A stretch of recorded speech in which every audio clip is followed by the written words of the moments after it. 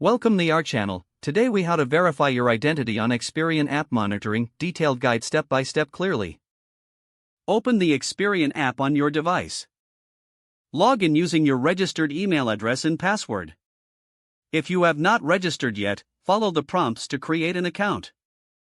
Once logged in, navigate to the Identity Verification section. Select the option to verify your identity. You may be prompted to enter your personal information.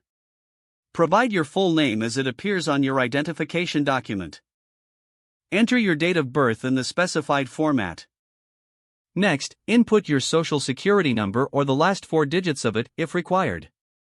Follow with your current address, ensuring it matches your identification records. After entering your information, review it for accuracy before proceeding. You may be asked to answer security questions based on your credit history. Read each question carefully and choose the correct answers. Once you've completed the questions, submit your responses.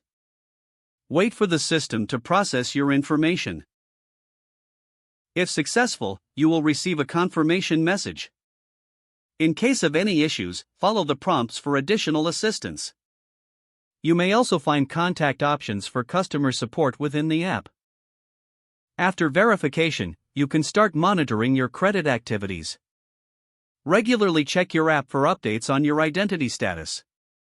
This ensures you are aware of any changes or alerts related to your credit. Remember to keep your personal information secure at all times. Using the verification feature enhances your protection against identity theft. Congratulations, you have successfully verified your identity on the Experian app.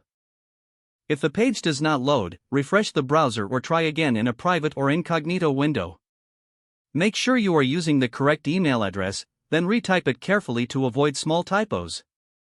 If your password is not accepted, use the reset option and create a new strong password you can remember.